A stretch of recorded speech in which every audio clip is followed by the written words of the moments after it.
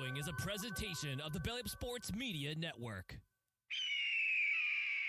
Welcome to the Morgan Man Sports Podcast. I'm your host, Stacey Cole Morgan. Here on the Morgan Man Sports Podcast, we talk Atlanta Falcons news, pre-game predictions, and all other news surrounding the Atlanta Falcons. Touchdown, Atlanta! Also on the podcast, we talk Call of Duty League, eSports, covering Roster Mania, major predictions, COD champs, player trades, and much more to get you ready for every single CDL weekend. Scuff goes through, and Scuff snaps, wins the one-on-one in optic with the reverse sweep. If that sounds good with you, put on your Falcons jersey, grab your gaming headset, and let's get the show started.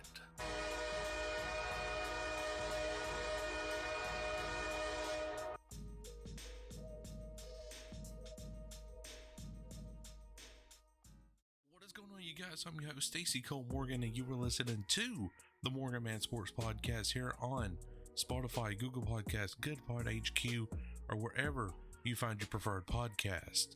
Ladies and gentlemen, today we are talking about the Los Angeles Guerrillas CDL 2023 season recap, and also previewing this Sunday's matchup between the Green Bay Packers visiting the red hot Atlanta Falcons. So without any further delay, let's go get straight into today's action.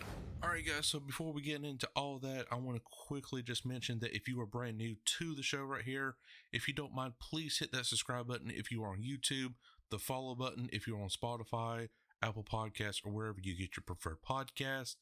And if you are a returning listener, guys, I have merch now, t-shirts available. Only got one design, but more designs are on the way, so definitely get your t-shirts, because it helps spread the word of the Morgan Man Sports Podcast, and you guys are the lifeline of what I do. So again, make sure to get your t-shirts and subscribe today for each and every single upload on Fridays at 6 a.m. Eastern Standard Time. So now, since we got that out of the way, ladies and gentlemen, let's talk about the Los Angeles Guerrillas CDL 2023 recap. And boy, let me tell you, it's not a good one. It's really not. They only won 9 series and lost 25. It is a win-loss ratio of 26.5%. Their map win-loss is a 51-86 with a 37.2% win-loss ratio in the map count. For the series history, guys, wow, I don't even know where to begin here. Their best stage that they had, I'm going to have to say it's going to be stage 3, with quality wins over the Las Vegas Legion, the Florida Mutineers, which is now the Miami Heretics, but losses against London, Boston, and Optic Texas, which was a close one, actually. 2-3. Boston was an 0-3, but then London was a 2-3, and London is still not a great team as well. And their very worst stage of them all would have to be stage 4. You lost every single matchup. Minnesota, Los Angeles Thieves, Las Vegas Legion, Optic Texas, Seattle. I mean, the list goes on. So the stage 4 was your worst, and stage 3 was your really highest moment of the year. It's so unreal. Especially when you had Assault, Arcides, Exceed, and Deceives. I mean, great players, especially Arcides, who majoritarily just carried this team throughout the year. I will go over team stats, not individual stats, for Hardpoint, S&D, and Control. Starting off with Hardpoint, LEG combined had a 80.3 kills per 10 minutes, overall KD 0.93, engagements was 166.3 engagements per 10 minutes. Deaths per 10 minutes is 86.1, and number of maps is 57 in Hardpoint. Search and Destroy, kills per round is 2.69. First Blood is a 46.7% average. Overall KD is 0.93. Engagement is 5.59 per round. Deaths per round is 2.9. Number of maps is 46. And for Control, kills per 10 minutes 66, Overall KD is a 0.9. Engagements is 139.5 deaths per 10 minutes, 73.5, and number of maps 34. So they did not have a favorite mode.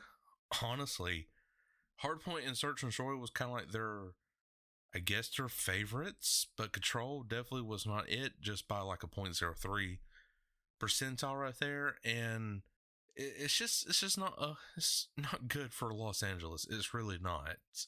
There's a lot of cleaning up to do for the Los Angeles Guerrillas this year, and honestly, it's just, I don't even think a good cleanup would do this team good.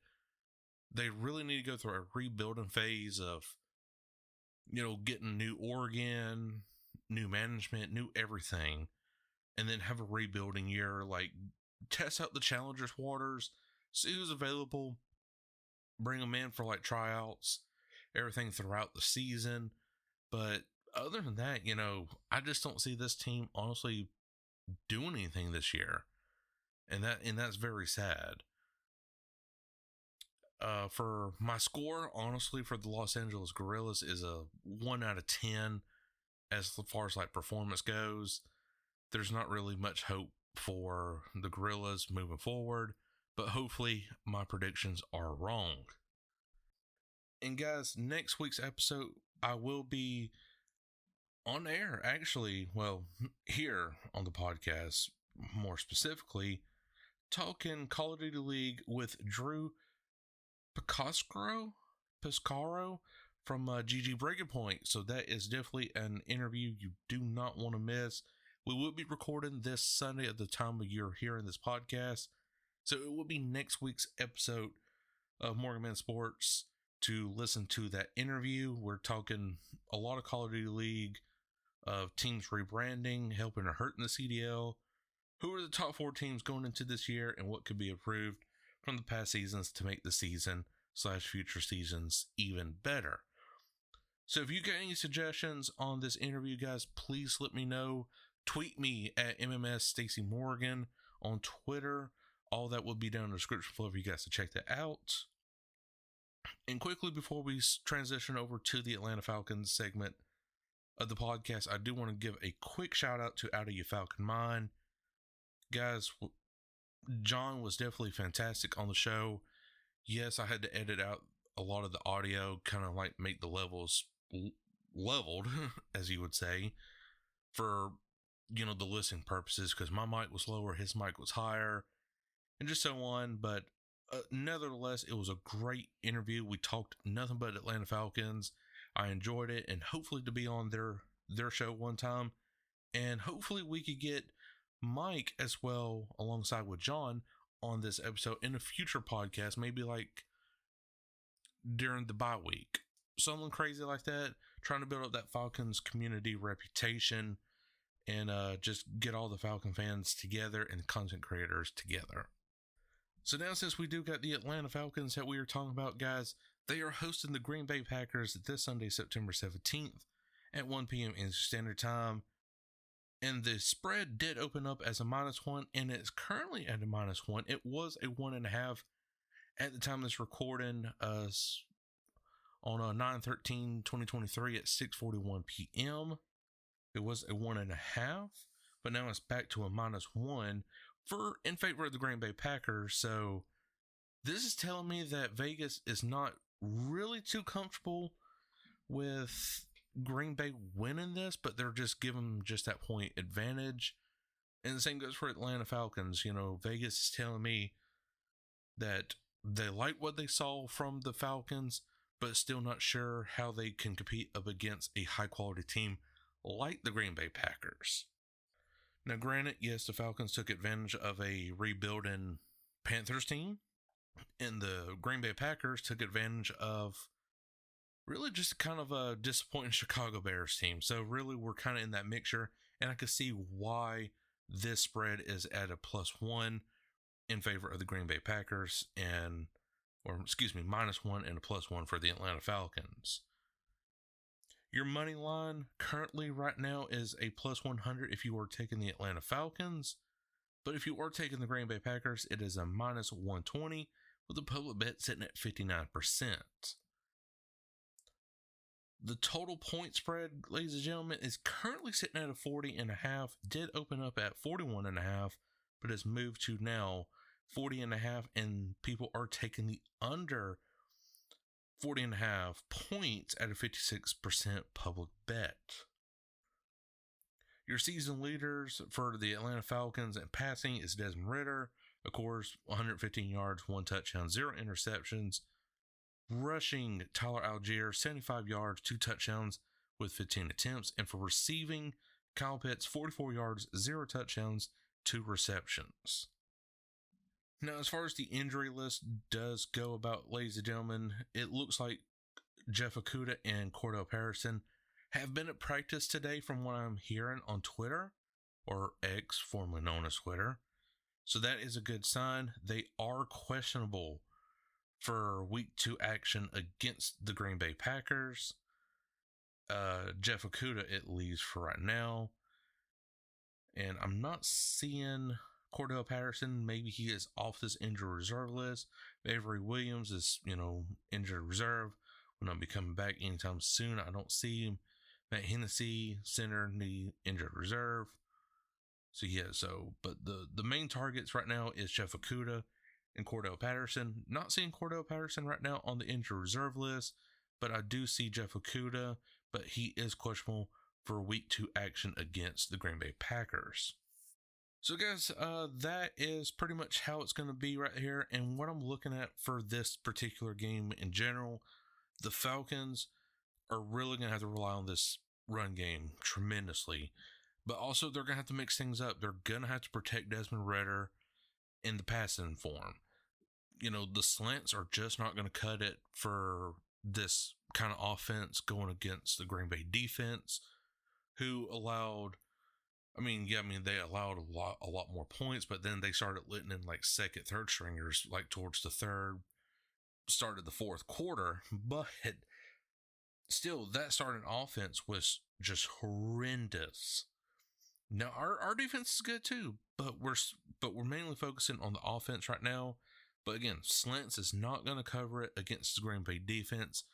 Arthur Smith is really going to have to open up the playbook in this certain scenario. I know it's week 2. You don't really want to show off everything, but you are at least going to have to show off maybe 5 to 10% of that playbook and say, all right, we got to have some wide open passes against this Green Bay defense, because if not, we will get absolutely manslaughtered up front. Desmond Ridder will get sacked, and this run game will be absolute just dog shit pretty much. So again, looking at offense, you got to have to open up the playbook just a little bit for Desmond Ridder to breathe. The O-line has definitely got to hold up. I would imagine this defensive front for the Falcons in practice this week is going to be kind of running a similar Green Bay defense, just that way they can get adjusted to how that feels going to be like come game day this Sunday. Number 2 is just trust in Desmond Ridder. Trust that he is going to make those right decisions. See Kyle Pitts wide open in the end zone, hopefully. Drake London, I think he had 2 throws this way, but resulted in 0 yards, so definitely that needs to be worked on. But overall, run game and trust in Desmond Ridder to throw, but that's going to come also with the OC and drawing up plays from the playbook that you really don't want to open. At the same time, you're going to have to open it again with this Green Bay defense. But guys, I sure hope you did enjoy it. If you did, make sure to like the button wherever you are listening from, iHeartRadio, Spotify, Google Podcasts. Make sure you are subscribing on YouTube. We're getting so close to 50 subscribers on YouTube. It is a grind every single time to post this on YouTube. Right now we are at 44, hoping to get to 50 by the end of the week or at the end of next week. But again, hope you all enjoyed, and I, Cole Morgan, will catch you all later. Peace. Thank you for listening to this Belly Up Sports Podcast Network product. Some said we go belly up, so we made it our name, and we're still here.